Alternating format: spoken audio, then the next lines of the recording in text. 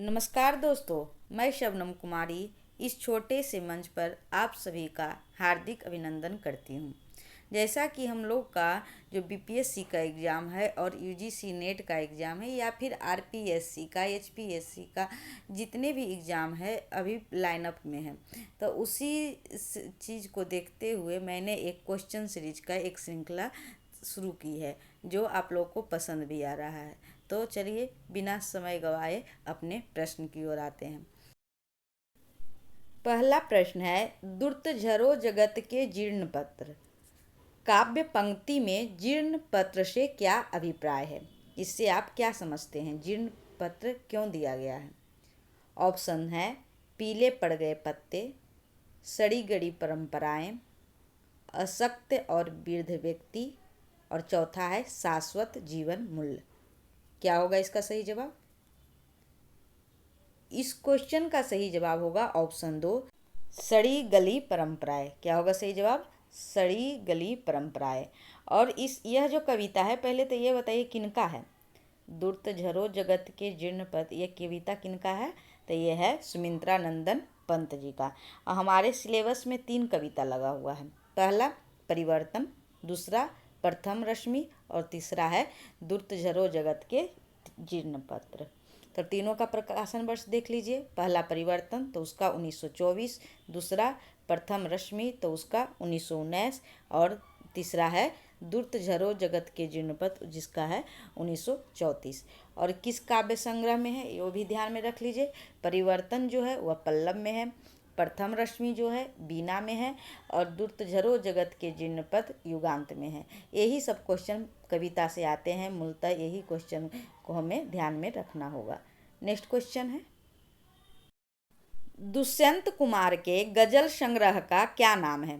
Question क्या है? दुष्यंत कुमार के गजल संग्रह का क्या नाम है?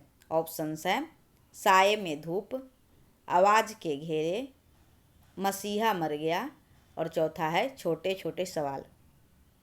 क्या होगा इसका सही जवाब? इस क्वेश्चन का सही जवाब होगा ऑप्शन ए, साये में धूप। दुष्यंत कुमार के गजल संग्रह का नाम है साये में धूप। और बाकी ऑप्शंस को देखते हैं तो आवाज़ के घेरे उन्हीं का कविता संग्रह है। क्या है? आवाज़ के घेरे दुष्यंत कुमार का ही कविता संग्रह है। मसीहा मर गया जो उनका क्या है? नाटक है। मसीहा मर गया क्या है? वह उनका नाटक है। और चौथा रचना छोटे छोटे सवाल उनका उपन्यास है। तो याद रखिए, साये में धूप गजल संग्रह, आवाज़ के घेरे कविता संग्रह, मसीहा मर गया नाटक, और छोटे छोटे सवाल उपन्यास है। नेक्स्ट क्वेश्चन है, मानस का हंस नामक उपन्यास किसके जीवन पर आधारित है? आसान सा क्वेश्चन है। क्या होगा सही जवाब? ऑप्शंस हैं गोस्वामी तुलसीदास, अमृतलाल नागर, महर्षि वाल्मीकि, या फिर मर्यादा पुरुषोत्तम राम। किसके जीवन पर आधारित है यह उपन्यास? इस क्वेश्चन का सही जवाब होगा ऑप्शन ए, गोस्वामी तुलसीदास के जीवन पे। और इसमें तुलसीदास के बचपन का क्या नाम रहता है, ये भी क्वेश्चन आ सकता है। तो उसका नाम रहता है राम बोला। और जो उनको पालती है माता के रूप में, अपनी माता तो जन्म के समय ही मर जाती है, लेकिन जो पालती है उनका नाम क्या रहता है? पार्वती रहता है। और उनके गुरु जो उनको रखते हैं उनका क्या नाम रहता है? नरहरि दास रहता है। तो चलिए, मानस के हंस के रचयिता कौन है? तो अमृतलाल नागर जी। उनके अन्य उपन्यास को देख लेते हैं, क्रम से याद कर लीजिए। सेठ बाकेमल, बूंद और समुद्र, शतरंज के मोहरे, सुहाग के निपुर, अमृत और बीक। फिर से याद कर लीजिए, सेठ बाकेमल, बूंद और समुद्र, शतरंज के मोहरे, सुहाग के निपुर, अमृत और बीस। किसी उपन्यास से भी क्वेश्चन बन सकता है। नेक्स्ट क्वेश्चन है, कवि कुलकंठाभरण के रचनाकार हैं। प्रश्न अच्छे से सुन लीजिए। कवि कुलकंठाभरण के रचनाकार हैं। ऑप्शंस हैं चिंतामणि, दुल्लह, श्रीपति, ग्वाल। क्या होगा इस क्वेश्चन का सही जवाब? कवि कुलकंठाभरण। अच्छे से देखिए, इस क्वेश्चन का सही जवाब होगा ऑप्शन 2, दुल्लह की रचना है। किसकी है? दुल्ह की। और यह जो है कवि कुलकंठाभरण, यह एक अलंकार ग्रंथ है। कौन सा ग्रंथ है? अलंकार ग्रंथ है। और इसमें कुल 85 पद है। कितने पद है? 85 पद हैं। और इससे रीतिकालीन प्रमुख कवि के कुछ नामों को देखते हैं तो चिंतामणि, दुल्लह, श्रीपति, ग्वाल, बिहारी, सेनापति। रीतिकालीन प्रमुख कवि कौन कौन से हैं? चिंतामणि, दुल्लह, श्रीपति, ग्वाल, बिहारी और सेनापति। ये सभी रीतिकालीन प्रमुख कवि हैं। नेक्स्ट क्वेश्चन है, कृत कृत हुआ तात पधारे आप, असाध वीणा में यह कथन किसका है? प्रियबंध का, राजा का, रानी का, मंत्री का? किस कविता से लिया गया है ये भी याद रखिए, असाध वीणा से लिया गया है। और यह कथन किसका है? यह कथन राजा का है। किसका है? राजा का। दो तीन चीज़ इसमें मूल रूप से याद रखना होगा कि इसका जो काव्य संग्रह है आंगन के पार द्वार है। कौन सा काव्य संग्रह में यह संकलित है? आंगन का पार द्वार 1961 में यह संकलित है।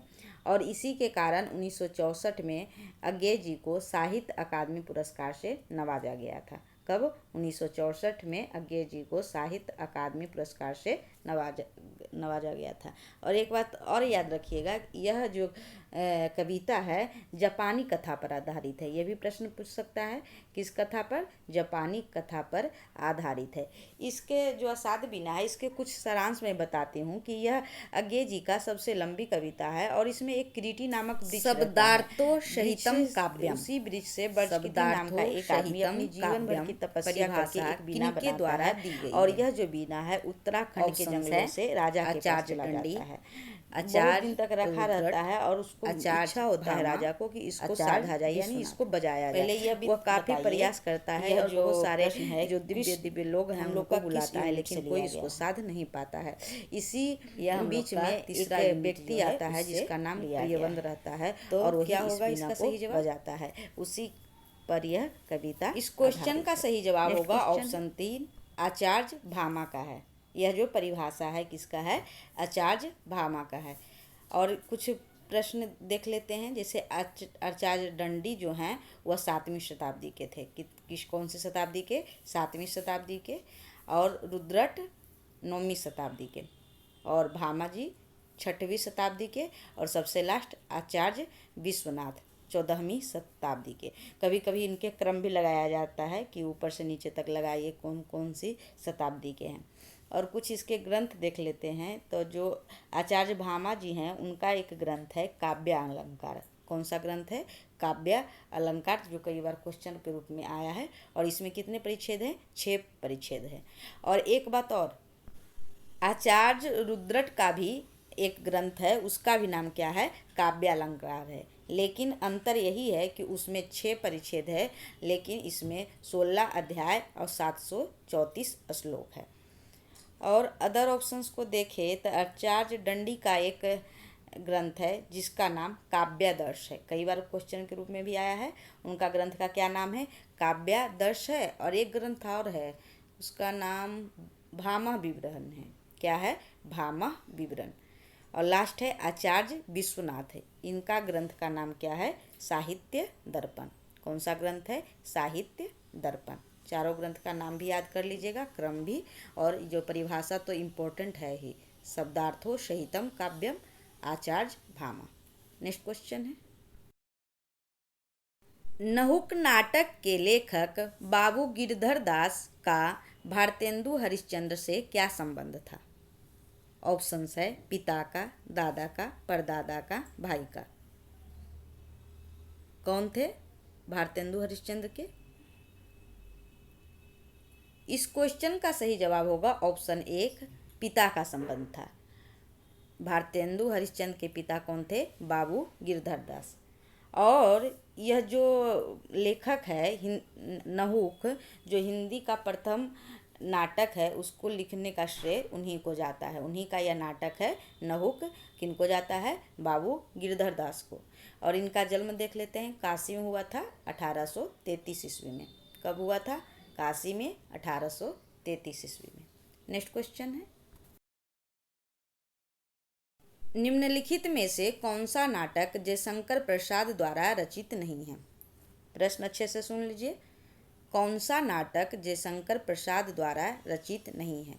ऑप्शंस है स्कंदगुप्त, चंद्रगुप्त, करबला, ध्रुव स्वामिनी। क्या होगा इसका सही जवाब? इस क्वेश्चन का सही जवाब होगा ऑप्शन 3 करबला। अदर ऑप्शंस को देखते हैं तो जो तीनों और बाकी जो लगा हुआ है स्कंदगुप्त, चंद्रगुप्त और ध्रुव स्वामिनी, ये तीनों नाटक हमारे सिलेबस में भी है और किनका है, जयशंकर प्रसाद जी का है। और कुछ कुछ बातें देख लेते हैं। स्कंदगुप्त जिसकी प्रकाशन वर्ष है 1928 और इसमें अंक है 5 अंक है। इसमें 33 दृश्य है और गीत कितने हैं, 16 गीत है। और नेक्स्ट है चंद्रगुप्त, इसका प्रकाशन वर्ष 1931, अंक कितने हैं, 4 अंक है और दृश्य इसमें कितना है, 44 और गीत कितने हैं, 13 गीत है। और ध्रुव स्वामिनी ये भी इसका प्रकाशन वर्ष 1933, अंक 3 अंक है और इसमें जो मूल रूप से स्त्री पुनर्विवाह का चित्रण किया गया है। और एक नाटक और देख लीजिए, अंधा युग। अंधा युग का भी प्रश्न बार बार आता है, तो उसके जो लेखक हैं धर्मवीर भारती जी है, प्रकाशन वर्ष 1955 है और यह 5 अंकों का नाटक है। कितने अंकों का नाटक है, 5 अंकों का नाटक है। और इसका जो क्रम है बहुत बार पूछा जाता है, तो देख लीजिए, पहला जो अंक है वह कौरव नगरी के नाम से है। कौन सा, कौरव नगरी। दूसरा पशु का उदय। तीसरा अश्वत्थामा का अर्धसत्य। 3 अंक के बाद अंतराल है, पहला कौरव नगरी, दूसरा पशु का उदय, तीसरा अश्वत्थामा का अर्धसत्य। उसके बाद अंतराल के बाद आता है चौथा अंक, वह है गांधारी का श्राप। फिर 5वां अंक है विजय एक क्रमिक आत्महत्या। उसके बाद समापन होता है।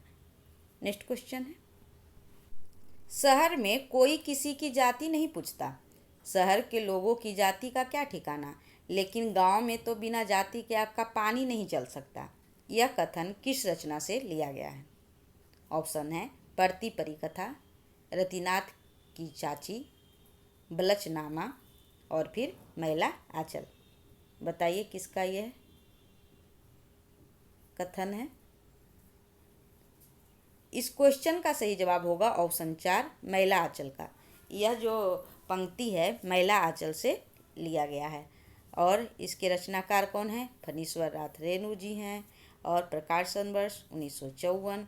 और उनके अन्य रचना को इसमें देखते हैं तो मैला आंचल के साथ साथ परती परिकथा, जुलूस, दीर्घ तपा, कितने चौराहे, पलटू बाबू रोड, ये सभी फणीश्वर नाथ रेणु जी के ही उपन्यास है। कुछ कहानियाँ को भी देखते हैं तो मारे गए गुलफाम तीसरी कसम, ये भी उन्हीं का कहानी है। किसका, फणीश्वर नाथ रेणु जी का। ये सिलेबस भी लगा हुआ है। और दूसरा लाल पान की बेगम। और बाकी कहानियाँ देखते हैं तो एक आदिम रात्रि की महक, पंचलाइट, तबे एकला चलो रे ठेस, ये सभी उनकी कहानियाँ प्रसिद्ध है। नेक्स्ट क्वेश्चन है, निम्न में से कौन सी रचना महादेवी वर्मा की नहीं है। निम्न में से कौन सी रचना महादेवी वर्मा की नहीं है। ऑप्शंस है यामा, दीपशिखा, आंगन के पार द्वार, निर्जा। क्या होगा इसका सही जवाब। इस क्वेश्चन का सही जवाब होगा ऑप्शन 3 आंगन के पार द्वार। क्या होगा, आंगन का पार द्वार। और इसमें एक कविता भी हम लोग देखे थे, कौन सी कविता संकलित है, असाध्य बीना, जो किनका है, अज्ञेय जी का है।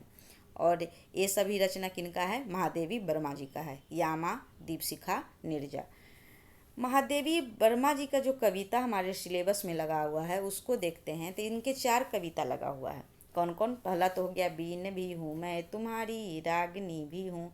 और यह जो काव्य संग्रह में संकलित है, निर्जा काव्य संग्रह में 1934 ईस्वी।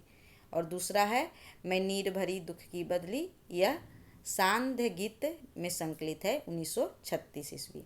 और फिर सांध्य गीत में एक और है जिसका नाम है फिर विकल है प्राण मेरे, वह 1936 ईस्वी। और एक कविता और लगा हुआ है, यह मंदिर का दीप इसे नीरव जलने दो, यह है दीपशिखा में 1942। तो याद रखिएगा 4 कविता लगा हुआ है। कभी कभी कविता का नाम देख के भी पूछा जाता है कि इसके कौन है रचनाकार। तो बीन भी हूँ मैं तुम्हारी रागनी भी हूँ, यह है निर्जा में 1934 ईस्वी। मैं नीर भरी दुख की बदली सांध गीत में 1936 ईस्वी। फिर भी कल है प्राण मेरे, वो भी सांध गीत में 1936 ईस्वी। और लास्ट है यह मंदिर का दीप इसे नीरव जलने दो, दीप शिखा में 1942 ईस्वी। इस प्रकार टॉप 10 क्वेश्चन का यह सेशन समाप्त हुआ। उम्मीद है आप लोग को ज़रूर पसंद आएगी।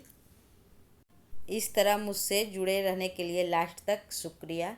Thanks for watching.